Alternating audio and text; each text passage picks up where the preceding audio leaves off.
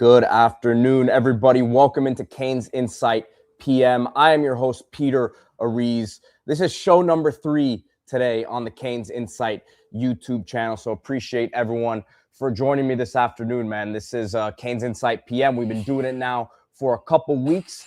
New show in the afternoon. Been trying to give you guys something consistently in the afternoon here 3 times a week. The morning show, obviously, is every day here. CanesInSight Daily. It's not the morning show. It is the morning show, but it's CanesInSight Daily. Myself, D Money, as always. He had a great interview with JD Arteaga as well this morning. But I'm here live, as I am once a week here. I'm going to actually be doing it today and tomorrow here. I missed last week at the Grape Ape in South Miami. You guys see the band on the bottom. The Grape Ape is good wine, good food, good times. One of my favorite places in Miami. Not only a great restaurant, but a place to come and buy wine, right? The owner, Jason Gaitan, has curated this wine selection specially.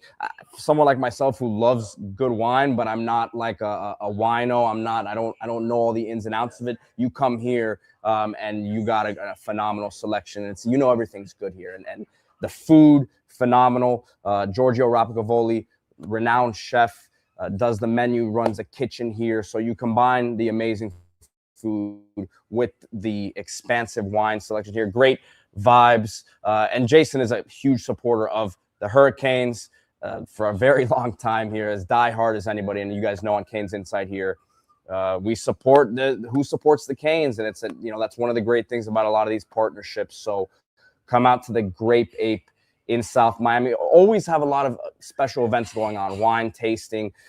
For example, you got this coming weekend, Valentine's Day. It always seems to come up out of nowhere here, even though it's the same date every year. You know how that goes, gentlemen. But special menu this weekend. Very limited spots available here for this special event here on the weekend. But if you guys want to reach out, see if you can get in there. You see the special menu, multiple courses here: watermelon ceviche, tuna tostones, bacon wrapped dates, chicken katsu bao buns, truffled steak frites, and then the chocolate chip affogato. I really highly recommend you guys go check that out. Shout out to my girlfriend Natasha, who takes care of the cookies there. The best you're gonna get in Miami. So shout out to the Grape Ape, and I'm gonna be here once a week live. So appreciate you guys for supporting. As always, hit that like button, subscribe to the channel. Topic today, it's very interesting to me when you talk about talent acquisition in today's day and age. It used to be just you got to look at the high school recruiting rankings, and it's a little bit different now.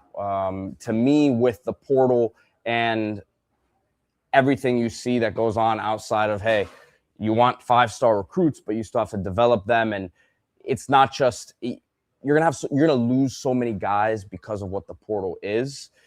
It's tough to actually say, man, you may have a 30-person class, and if you don't have 20 plus of those guys who are big-time contributors, it's a failure. That's not what it is now because of everything that goes on with the portal. So huge for Miami now, back-to-back years, double-digit combine invites.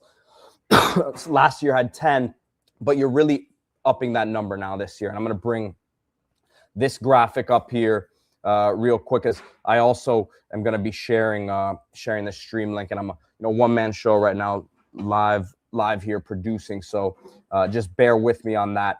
But you look at last year's list. Obviously, you had the number 1 pick of the draft in Cam Ward, but you had a lot of guys who were really late round picks.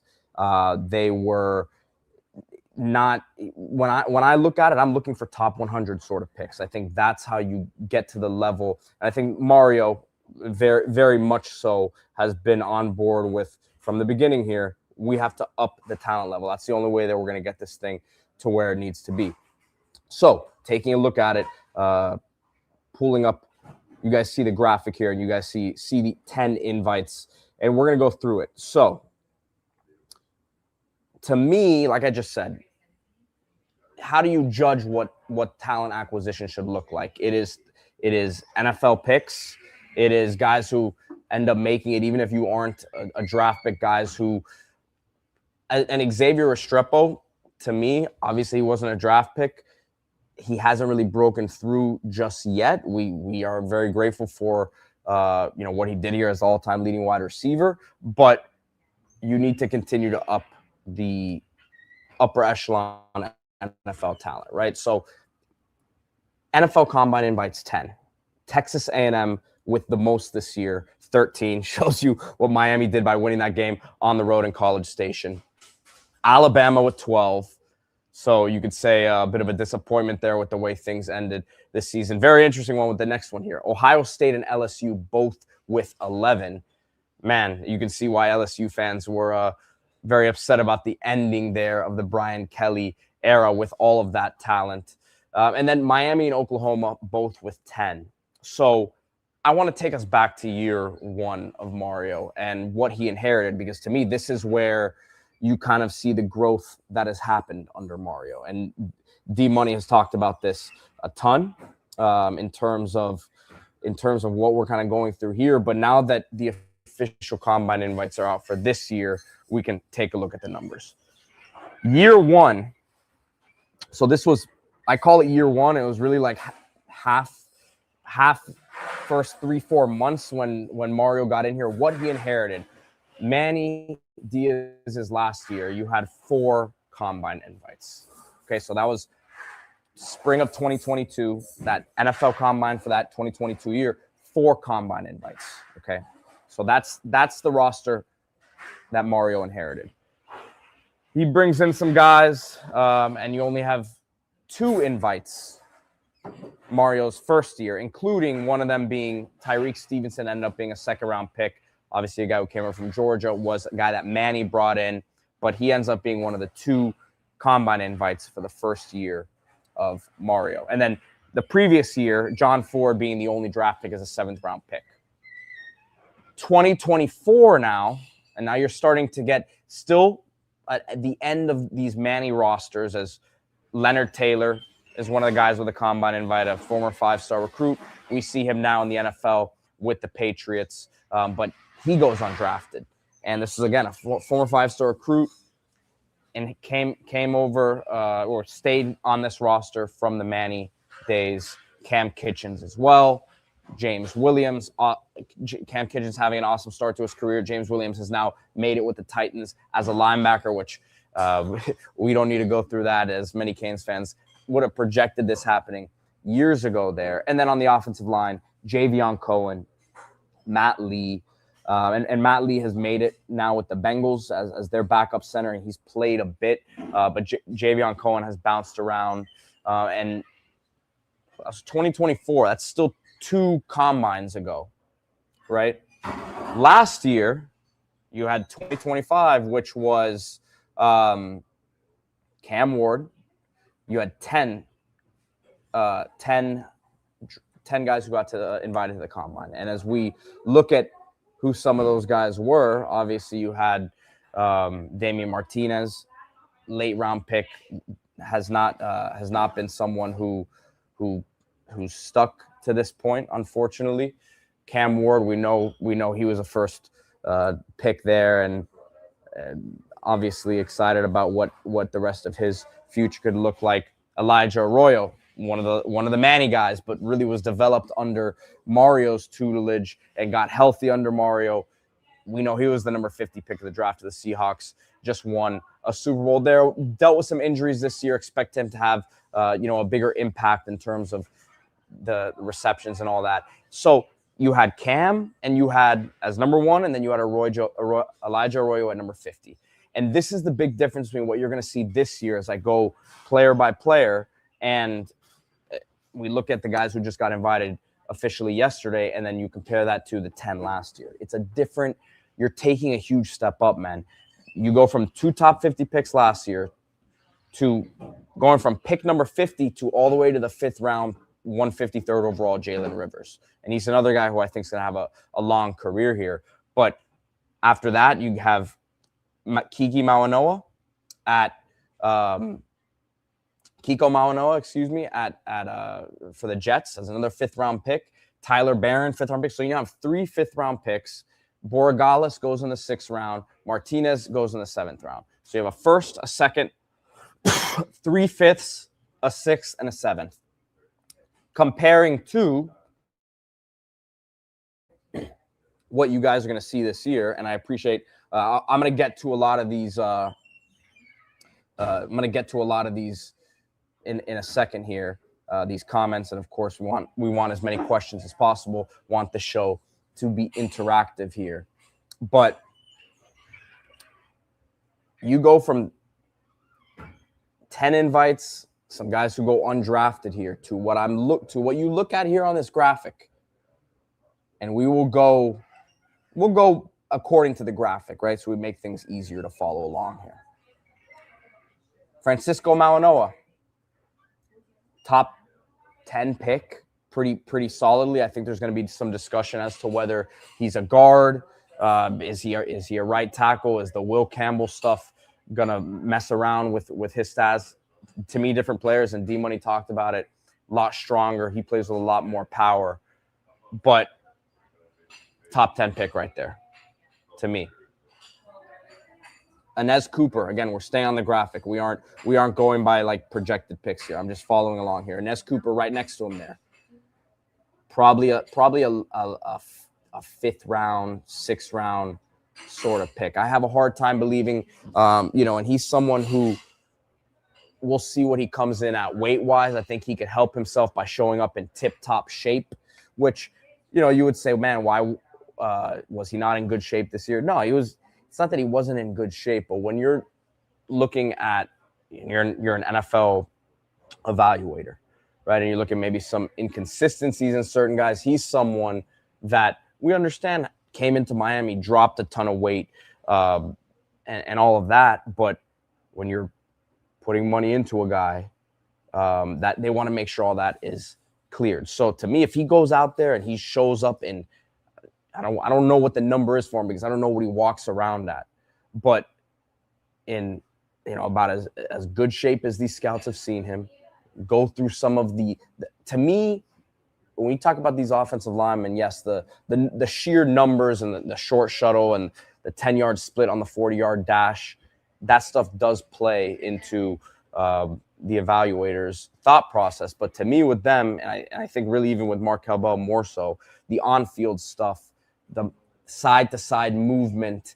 that will be a separator for an Inez Cooper. So to me, probably in that 5th round range right now, based on what I'm hearing. I just have a hard time believing that someone who has played, as much football as him, coming out after this successful year for Miami and playing winning football matters in this evaluation process. It's part of the reason why now that number after winning 10 games last year and this year, obviously it helps you have more talent, but it also helps these guys in their draft status as well. And you're going to hear that a lot now in the draft process with this next individual here in Carson Beck, who is a very weak quarterback class. And we've said it time and time again. You can have your thoughts on him, on what you think he is as a quarterback, but he navigated this ship through some ups and downs, maybe some doings of his own there, but made some pivotal plays there in pivotal moments.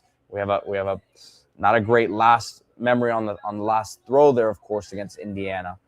But NFL values experience. They value winning. He's got the physical makeup, the size. I think the arm is going to continue to get even, more live compared to, coming off of this year. And I think just dealing with having to put a lot of reps in a short period of time to get himself where he needed to be.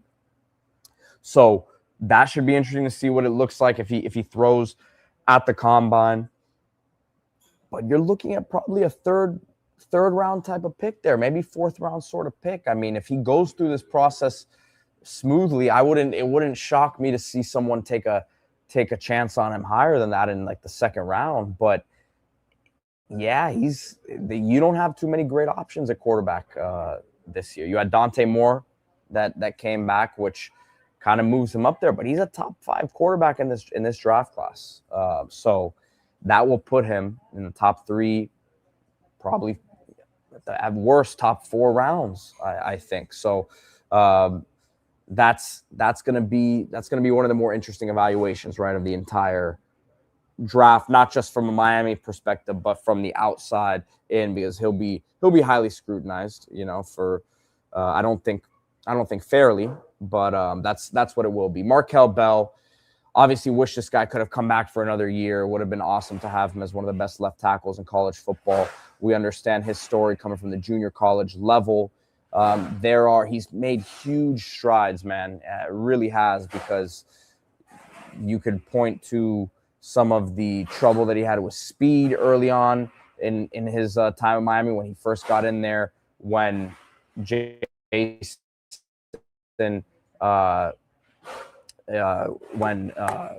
Jalen Rivers was injured, and he came in there and didn't have much experience, but he was pretty much that 6th offensive lineman. It was very, very valuable experience for what he faced this year, and was awesome. He was really, really super solid, erased defensive ends at times. Now, 6'9", little top heavy, just how he's built, and that's going to be a question for him, right? How can he consistently handle the speed and the athletes you're going to get at the next level? These guys who are 4.5 off the edge. Can he continue to work on his bend?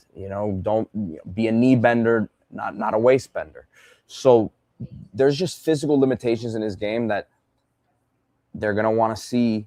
How's he moving? How's the change of direction stuff with him? Because he's going to be out on an island at that next level, just like he was in college. But if a team believes that with continued coaching, because it's not like he didn't have top of the line coaching here, the best you can get at offensive line in the country here with Coach Cristobal, Coach Mirabal, Coach Hajar, and the gang, then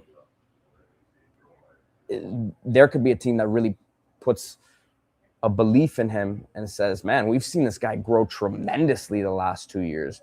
We see his size. We understand he's not the most nimble guy, but for what he is, he can move pretty darn well, in my opinion. And then, yeah, he's got those long arms, man. The length is very difficult to deal with. So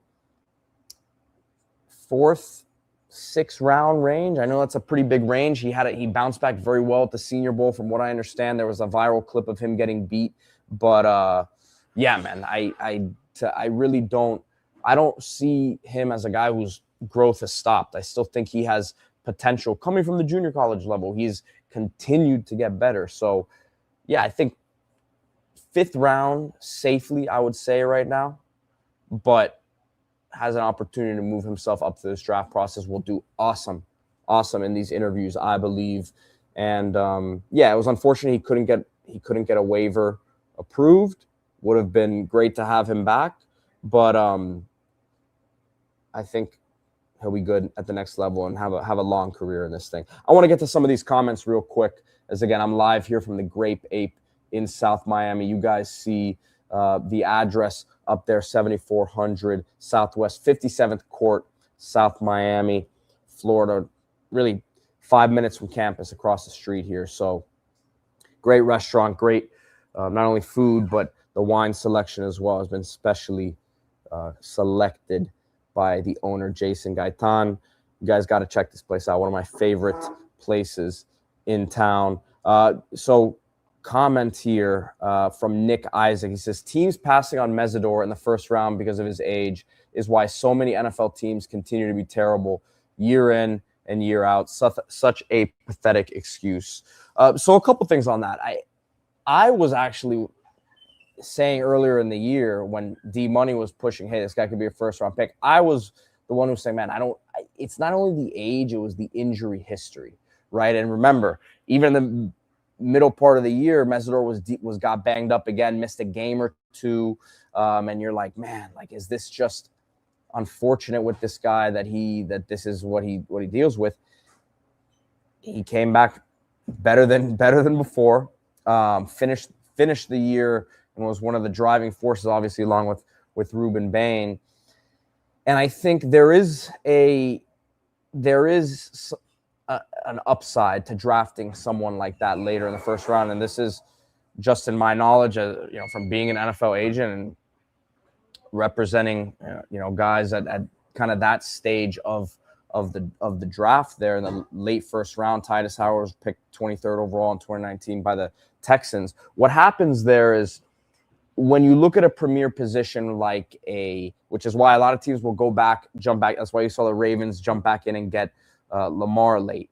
The pass rush position is one that also falls under this category. Is that when you're a first round pick, the team gets an option for the 5th year. So they technically have your control for an extra year compared to all other contracts, all other rounds in the draft, which are 4-year deals, right? So 4-year rookie deals. And if a guy is good enough, they can get a new deal before that 4th year. It happens all the time. But if you're a first-round pick there, and if you're a pass rusher, right? So Mesidor is going to be coming into the league at 25 years old here. That's a very highly paid position. The idea is if you pick him now in the late first round, you have him potentially for an extra year under your control. It would be a team option there. He would be a very highly paid player still, but you could get him cheaper on that 5th year than maybe if you. And they may not even get to that point. They may give him an extension before he gets to that point. They may want to trade him. A lot of things could happen, but you at least get that extra year of control is what they call it. So someone like that at a premier position, what they're thinking is, hey, if this guy's 25 right now, but year 4 or 5 here, if he's that good, I mean, he'll still be 29 years old. That's kind of right in that prime, still in the prime of a player's career if they take care of their bodies. So just a little bit of insight as to why I think there is, for him, yes, the age and the injury stuff, but why teams are kind of looking at it and say, hey, we can really get some good value there at that point of the draft. So, as Phil says, so by the time his rookie contract ends, he'll be like 30. That's tough. It is, but what you're going to pay on his rookie deal as a late first round pick is still going to be, if you think as a team, if you think that this guy is going to be a day one 8 to 10, 8 to 12 sort of sack guy in the NFL, which I don't know that he is, but I'm just saying if that's what they believe that he is right off the bat, then you say, well, if I had to go pay for a free agent this year at the same position, I have to go pay $20+ million a year to go get a guy that you know is going to get you 8 to 10 or 12 sacks a year. That's how I think these teams look at it a little differently, Phil. Is like you can really get some value there. Again, if you think he's the guy, that's some other pass, and I think that's where he might have an advantage at that point of the draft, because a lot of other pass rushers are taken on what? Pure upside and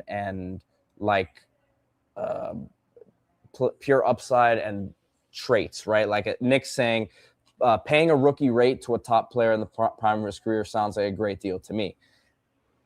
This is all assuming he hits, but that's the idea here, and that's why some of these teams are like, yeah, you know what? I can overlook the age. He's going to be more ready than these young guys. You see like a Chop Robinson for the Dolphins. I like Chop Robinson, but he was selected purely on what he could do in terms of his testing, in terms of some of the freakish stuff he showed with his get off, but he hadn't put it all together yet. Akeem Mesidor, you can say, wow, he's mature. We've now seen a lot of the stuff in terms of how he's taking care of his body with the yoga and the swimming, as D-Money talks about all the time.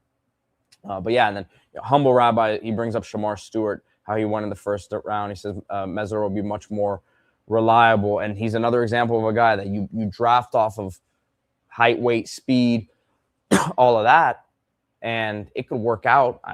I still think he's going to be a good player, but you're taking a leap there. You're really trusting evaluations, and Mesidor has production, but we saw what he did this year in terms of some of the moves and the packages that he put out there. So, yeah, man, Mesidor is an interesting one. I think that's why he's going to end up, and I kind of jumped ahead to him here, but I just wanted to answer that question there. So keeping it moving here, CJ Daniels, the next guy who gets this combine invite, and he's someone who I think gets helped by what I said earlier.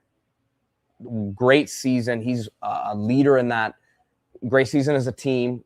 He's a leader in terms of what he brings to the wide receiver room.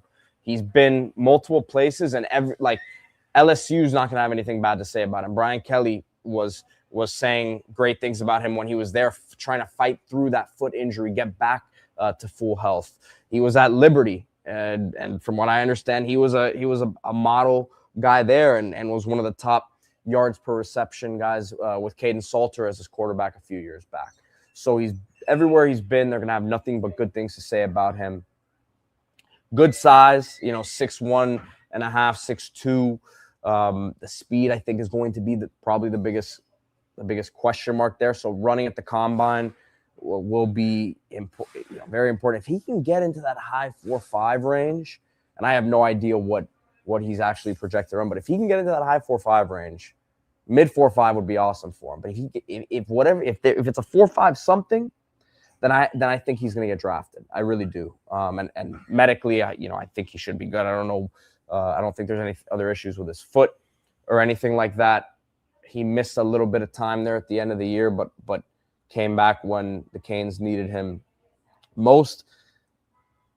Unfortunately, his best skill, and I say it unfortunately because it's just not what the league doesn't value this as much, but he's a contested catch beast, right? And we saw the iconic reception against Notre Dame, for example. We've seen him in the screen game as well. He does a good job setting things up in front of him and having patience there. Blocker, but the NFL really is valuing these days guys who can create separation, yards after catch, explosiveness, and that's where I wonder, man, is there a team who says we need this skill set in our room, or if they just think that they can get that elsewhere. So yeah, that'll be interesting.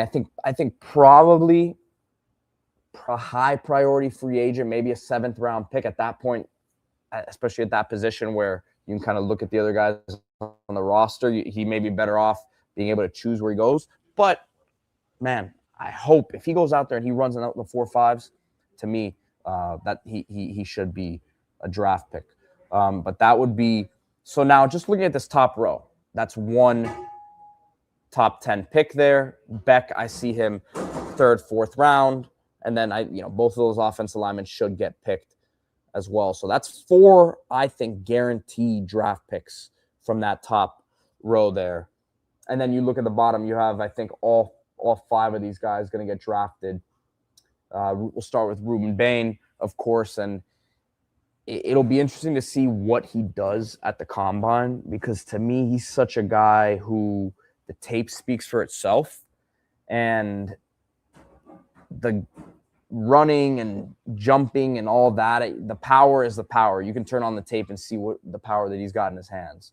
But I don't know that it's the best setting for him. I think that's the only thing that's holding him back from being, outside of Mendoza being the number 1 pick, like the surefire number 2 pick in this draft, is that he's not gonna look like the guys who normally get drafted at that position there.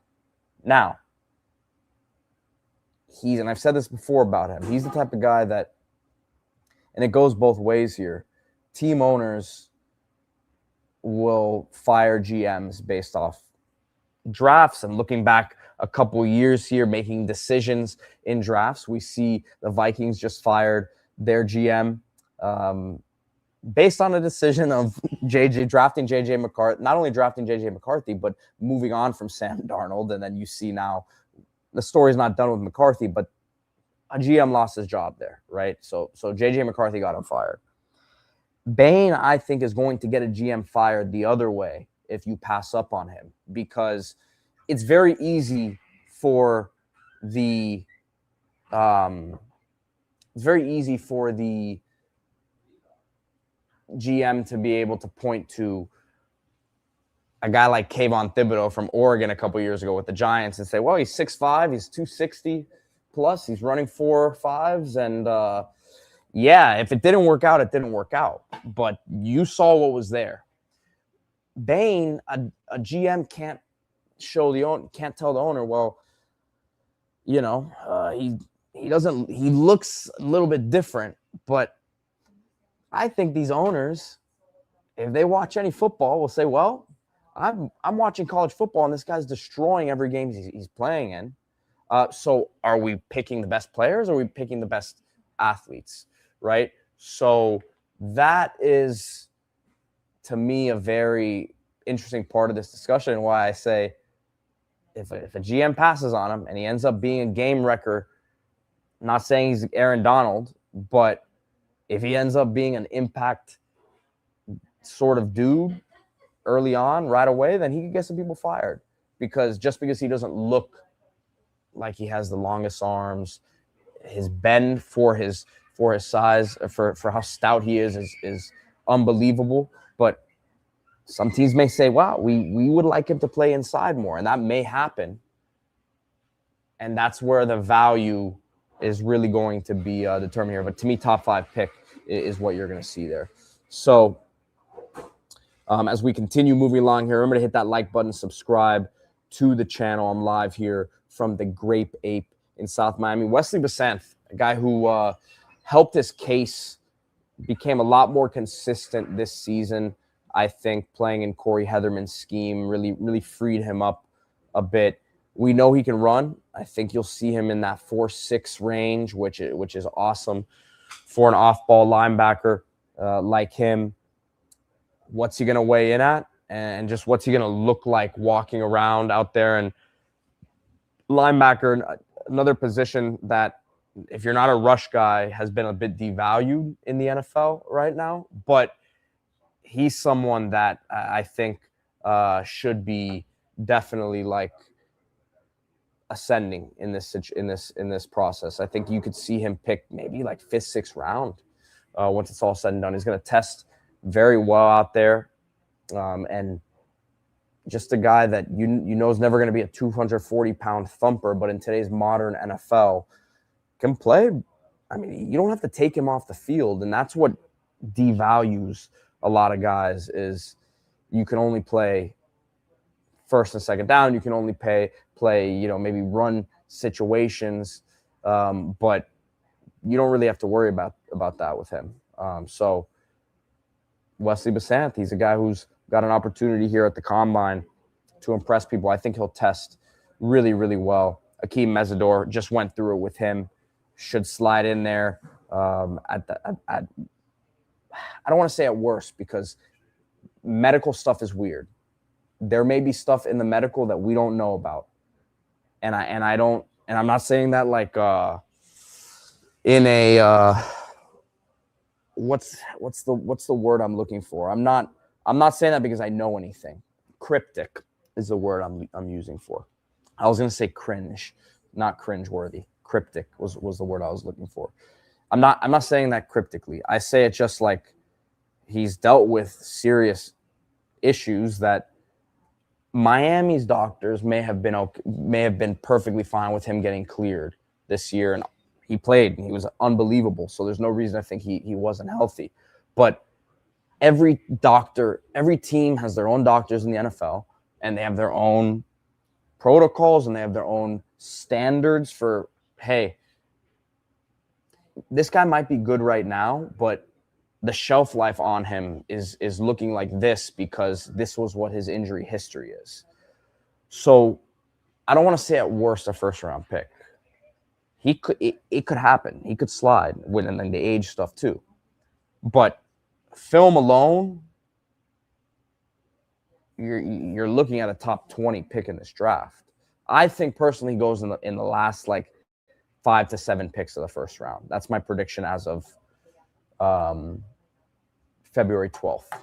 So we'll see what ends up happening in terms of the background. We hope everything's okay. As Kyle's saying, I just hope Bain doesn't go to the Jets. Organization's a disaster. Yeah, I mean, that's not a good look right now for them. Not a good look. Aaron Glenn, I'm surprised he wasn't one and done there, but that one could go south pretty quickly as it did this year. So as we continue moving along here, I think obviously two of those three guys for sure getting drafted. Wesley, I think, will get drafted as well. And then Keontae Scott, probably the biggest riser for this team this year, as a guy who a couple years ago was on this, and we talked about this a lot before the year, was on the Senior Bowl watch list as a guy that Jim Nagy at the time, who's now the GM at Oklahoma, but he was very high on him at the time. He was squarely on the NFL radar. He cemented himself this year as a top 100 pick. The positional value, I've been using that word a lot here. Nickel.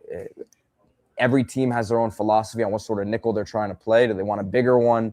Do they want a guy like Scott, who, I mean, he can do it all really, but just a pest in coverage, always around the football, willing to get physical, get his nose dirty.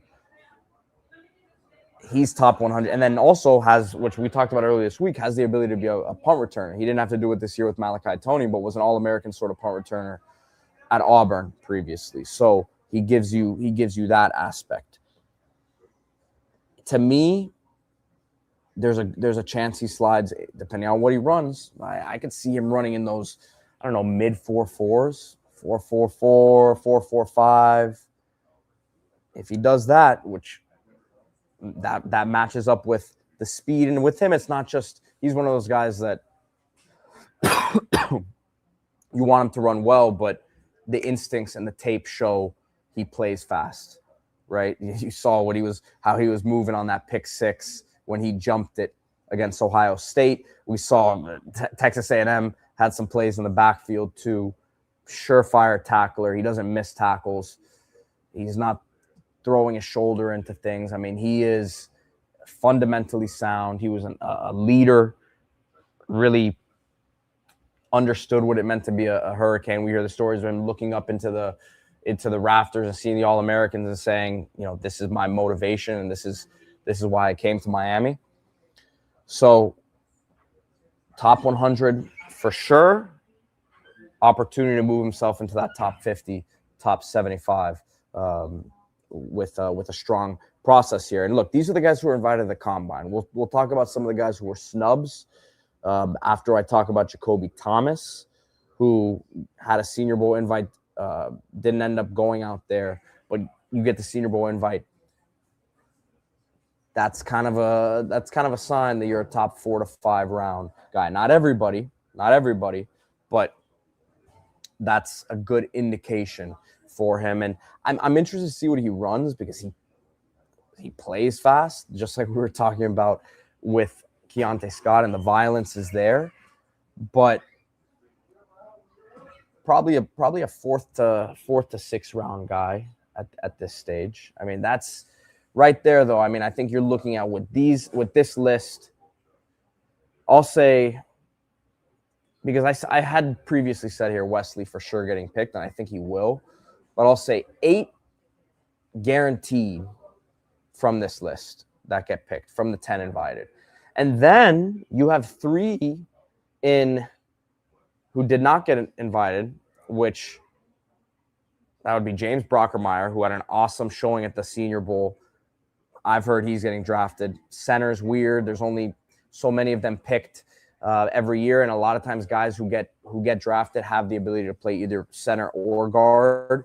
That's something that hurt Matt Lee in his process, and I think it's going to hold Brockermeyer back a little bit in terms of what his value is. But very smart, good athlete. We saw him play his best at the end of the season there in those big games.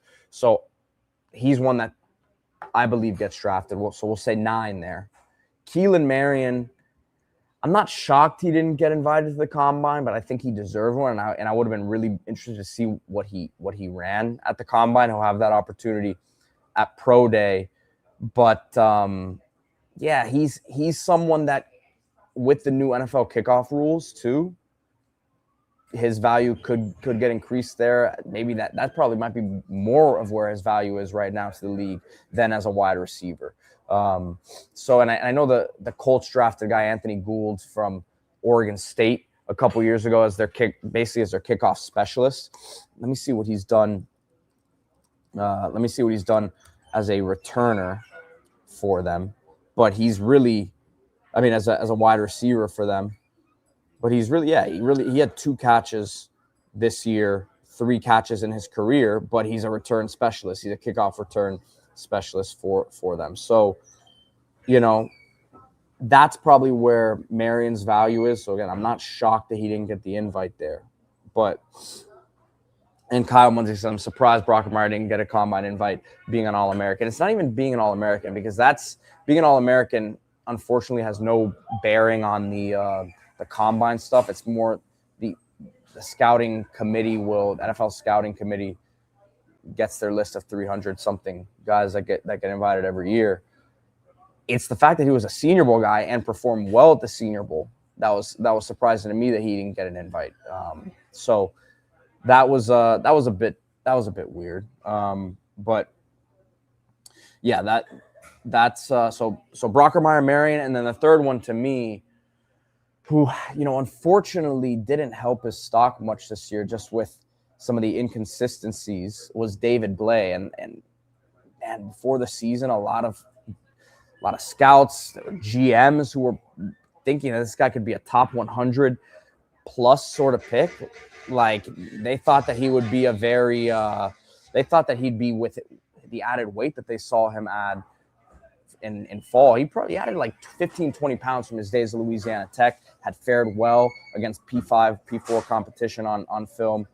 So they thought, man, he's taking a step up at Miami. He started game 1. He was starting early on in the season, had an impactful game against Notre Dame early on. So he was right on that, right where he needed to be. And then, you know, got banged up a little bit. He had the injury stuff, the penalty stuff where he was jumping off sides a lot. So that was unfortunate because he had a real opportunity to cement himself. Top 3 rounds is what I think his high end stuff was. But he had a chance to cement himself as a mid-round pick at the very least, you know, 3rd to 5th round range. And obviously now that's up in the air. That's up in the air. And I think he still gets picked because of his position, and he had good enough tape in moments, inconsistent tape, which is why he's not guaranteed to be picked right now at this point. But yeah, that's someone that to me is a 50-50 to get picked here. So I'll say right now, and D-Money and I have been debating, hey, can they get to that 10 number? I'll say right now, I feel confident saying 9 draft picks. We'll see now. You have the combine, you have interview process, you have pro day that can we talk about guys helping themselves a lot. Guys can hurt themselves too, right? Whether it's, and you guys may not believe this, but hey, you have a Zoom call scheduled with the team, you're 5-10 minutes late, you aren't on there on time. It's a little note that's taken. You interview a certain way, you answer questions a certain way that, you know, maybe you aren't taking responsibility for how certain things have gone in your career or where you are at this point, or you're pointing the finger somewhere else, that can knock you back, right? So we talk about the positives a lot. And I think a lot of these guys most of these guys, if not all of them, are very well equipped to handle what's ahead here. And I'll leave you guys in terms of this topic because I still have a few other things I want to get to on the show. And I want to get to some of these questions too. But when we interviewed Mario the other day, before we even started recording and after, he says, man, that draft's going to be fun. That draft, and Mario's talking to people from the NFL week in and week out. They're calling him, they're asking him about certain guys. And Mario's opinion holds a lot of weight. Mario's not going to BS these scouts. And that's the problem. What happens with these, you hear guys say, man, my school trashed me, this and that. Coaches have to be honest. These scouts and these NFL personnel are coming in there every single year. Like, they're going to be asking them their opinions, guys. Their word has to hold weight. They can't. And these scouts know the answers to the questions that they're asking these coaches before the coaches answer them. So Mario's been around. Mario's been at the Alabamas. He ran the show at Oregon there when they had a big time NFL talent, coming through there as well. So he's going to be real with these guys. And I think all of them are very well equipped to handle what's coming on here at the next level. So getting to a few other topics here, again, live here in South Miami at the Grape Ape. Wanted to let you guys know about my friends at Chill Zone AC, Chill Zone Air Conditioning. New friends of the show here at CanesInSight, chillzoneac.com. Servicing Tampa down. Your comfort isn't just a temperature setting, it's a promise. Customer service off the charts with Chill Zone AC. If you're facing an AC issue, figuring out if it's a fix or a replacement is best can be a struggle. With our skilled touch and expert knowledge, we manage your AC needs, ensuring your space remains a haven of relief throughout the season. This is commercial as well as residential AC installation, AC repair, AC maintenance. Passionate technicians ensure your solace with core values at heart. And this is what I said before, guys. Like the customer service at Chill Zone Air Conditioning is as good as you're going to get. And that's when you're talking about these service businesses, that's what you need. So call them now. Chill Zone Air Conditioning, 786-378-2778. We do duct work, duct cleanings, installations, repairs, maintenance. And it's been a little, I don't know what this cold weather is. Me personally, I kind of like it, but I know a lot of people figured out they didn't have heaters down here. So reach out to Chill Zone, chillzoneac.com. And again, the phone number, 786-378-2778. And then you can check them out as well on social media. So check out the Chill Zone Instagram page. Check them out as well on Facebook. And you see the Chill Zone AC page right here. Shout out to Melissa and the entire team at Chill Zone Air Conditioning. Here's Melissa with the big dog, Joe Rose. So shout out to Chill Zone. Best in the business. Appreciate their support here on the CanesInSight podcast. So let me get to a few of these questions here. Canes Cats Heat 305 saying is safety not valued as much. No, man, it really isn't. And you look at guys who can protect the quarterback, guys who can rush the quarterback, guys who can catch the football, and guys who can stop the football from being caught on the outside in particular, who can line up one-on-one, are really the ones who are being highly valued. And you have to look at which positions are the highest paid, and those are the ones that are. And it's interesting because safety, and D-Money said it the other day, like, it's not really a speed-based position. You see with Cam Kitchen, it's so IQ-oriented. It's so, I think physicality, right? We talk about guys who are more free safeties and more coverage guys, but the physicality in the box around the line of scrimmage right now, I think, is something that is very wanted everywhere. You see how the Seahawks play. So, Phil says he got flashbacks from last year, with Restrepo. Unfortunately, putting up that time, if he wouldn't have run, who knows what would have happened. There still was going. They watched the film. The scouts knew that he wasn't fast, but if they could have left it up for the imagination, it kind of could have helped. And that's why I'm wondering. Well, let's see what Bain does, because his testing is not going to be where he separates himself. So maybe he picks and chooses what he does out there.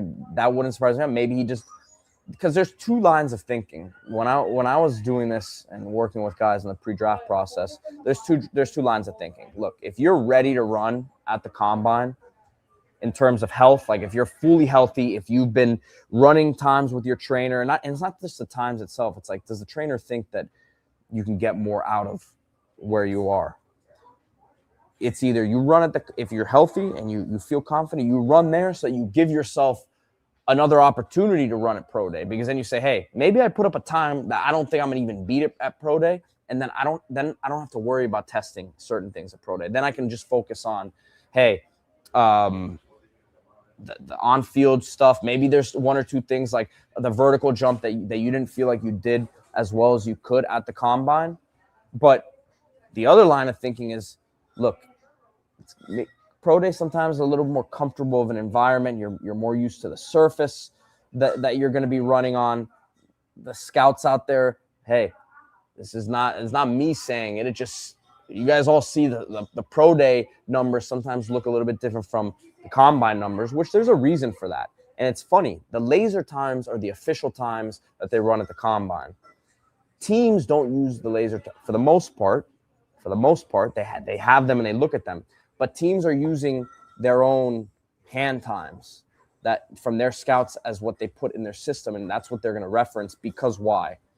You only have 300 plus guys at the combine who are getting these laser times. You need to test your scouts' hand times against the others. All the other guys you're going to be seeing at the pro days. It's a more level playing field, even though there's more human error involved, right? It's kind of an old school thinking, but that's how it's been explained to me. So that's the other line of thinking is, hey, maybe Bain's like, man, you know what? I'm going to do the field work at the combine, maybe do bench press, maybe do a couple other things here or there. And then I'll just run the 40 at pro day. But then you're giving yourself only one chance, right? You're only doing it one time and that's it. But at the same time, you could be protecting yourself. Now, Restrepo last year, he weighed in at the combine, at like 207 last year, and then he didn't run either, right? So he didn't run his 40 at the combine, which, like I said, I think that was probably the right call, but they said, hey, he's got to put a time up, and then that ends up happening, right? And look, this is his career story is still to be written. I still think he ends up being a guy who ends up making the Titans long term and becomes a contributor there. But this is kind of the ins and outs of some of these decisions that need to be made by people in the process, because that's where you're leaving it to one chance then at the combine. I mean, at pro day. But yeah, man, that's kind of some of these things that you got to look at. Hollywood Arsenal is asking to compare and contrast Brockermeyer to Buchanan. You know, what I would say is that Buchanan, number one, is probably a little bit bigger. I don't know what their exact weights are, but Buchanan's maybe an inch or two taller than him, and maybe not right this second, but has the frame to be bigger than him. And he's more of a guard. Brockermeyer, as I said, he's someone who is cerebral, pretty good athlete. I think we saw at times this year got beat by power.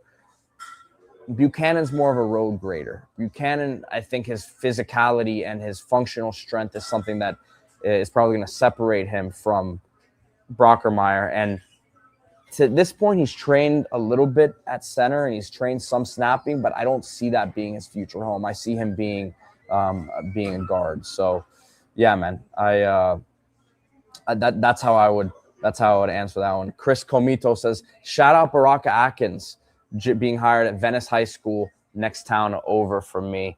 Shout out to Baraka Atkins.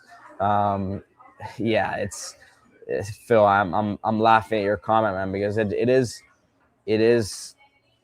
interesting to think, man. Maybe if you don't even put a number up, just let them guess. So would have been interesting, but that's a revisionist history there. So yeah, guys, that's pretty much to me, just kind of wrapping things up here, talent acquisition, going from year one, you had 4 invites. Year one, meaning at the end of Manny. So go from 4 invites to 2 invites to 5, and then now 10 and 10 in back-to-back years. And I'm not going to do it now, but I think something interesting on a show here soon would be looking ahead, kind of projecting. Because we did this earlier in the year, and double digits would be an amazing number for Miami to hit to get drafted. What's it going to look like next year? I think you want to continue to ascend. You want to continue to have more of these top 100 picks, as I say. As this year, you're going to have Bain, Mesidor, Mawanoa, Keontae Scott's 4. Can Carson Beck sneak in there? Could that make it 5? I think you're 3 guaranteed. Keontae Scott, I think, gets in there, so that's 4. And then Beck maybe 5. But you want to continue getting that number up. And just an early look. We'll do a full show on this, but Darian Mensah could be in that mix. Damon Wilson could be in that mix. Mark Fletcher could be in that mix, in my opinion. Who else do we have off the top of my head? You have some really good cornerbacks coming back. That it's a traits position. There's still more development to go, but really all those guys could be top sort of picks, top 3 round, top 100 sort of guys, in my opinion. So, and I know you guys are probably mentioning guys in the comments as well, but yeah. Hollywood Arsenal says, I think Buchanan will land as center somehow. Listen, I'm not counting it out. I just think that based on what I've heard early, they like him so much at guard that they want to keep him at guard. So, and center is super valuable. Obviously, they're kind of have to be the smartest guy on the line for the most part. They have to make a lot of the calls, and it's a very demanding spot with Coach Mirabal and Cristobal here at Miami. But they've shown the ability to go out and find guys. You're going to go with Ryan Rodriguez this year. They like him a lot at guard. Kyle Munsey says, I think Cooper Barkay could be a top 100 guy next year. Yeah, I want to see what he's running, because I think to be the top 100 guy, you gotta have some top level explosiveness, and I think he's got some juice. But is that juice for the ACC or is that juice for the next level? I know bagging up will know what I'm saying there, but yeah, I'm obviously very bullish on him for what he can do for Miami next year. So shoot, I completely forgot this one. Croc 2394. Appreciate you for pointing this one out. He says Ahmad Moten top 50. No doubt. I think he's on that trajectory for sure. The way he ended the season was spectacular this year, and man, he probably would have had a chance to be a pretty, I don't want to say high, but he would have been top 4 round guy this year without a doubt. I think he made the right decision in being able to solidify himself as a top 2 sort of pick. So yeah, man, that was that's what I got for you today. I think it's a very interesting way to look at this talent acquisition. It's really, like I said in the title, it's the shocking difference with Mario compared to what we've seen, and it's taken a few years, but now back-to-back years with 10 plus guys being invited to the combine. Can't beat it. You can beat it. You have some other schools that are ahead of you there. We've mentioned Ohio State, LSU, Texas A&M with more. But you know what school that I mysteriously didn't see there with double-digit guys was Georgia. So I'm sure they'll be back next year with plenty of guys. There's still a lot of talent on that team, but I think it was evident this year from what we saw. Kyle Munsey asking, do I think Justin Scott could be a top 3 round guy next year? He's got all the tools. He certainly does. I think he was way more consistent the second half of the year this year. He was a top 5, top 10 recruit in the country for a reason with his movement ability. You see how big, he's probably walking around at 310 plus right now, 315. So he's got all of it, but take the step now from being probably, he wasn't looked at that this year, but I think he's an all ACC sort of player, to being an all-American sort of guy. Why not? There's no reason you can't take that jump with the coaching he's getting here with from Damian Lewis, Jason Taylor, and those guys. So I'm bullish on him. I'm a believer in him. And, yeah, going to be excited to see these guys in springtime. Armando Blunt, another guy who you don't think about him as a draft guy next year, but technically he's eligible. He'll be, 19 years old, 20 years, young 20 at that point, with room to continue to grow here. We'll see if he slides inside this season. But yeah, that's another guy to keep an eye on. Sports Says Wine Cellar. Yes, sir, man. We're here at the Grape Ape in South Miami. Good wine, good food, good times. Not only tremendous food here at the restaurant, but the wine selection, man. And this is, if you are looking for a place to buy wine, you can grab it here too. It's not just a restaurant. You can come in here and, kind of utilize it as your wine store as well. And very knowledgeable staff who can help you out with some of the selection. So yeah, guys, I'm going to check out here. Appreciate everyone who hopped on this Canes Insight PM episode. I'll be back here again tomorrow afternoon from the Grape Ape in South Miami. Hit that like button. Subscribe to the channel. Go Canes.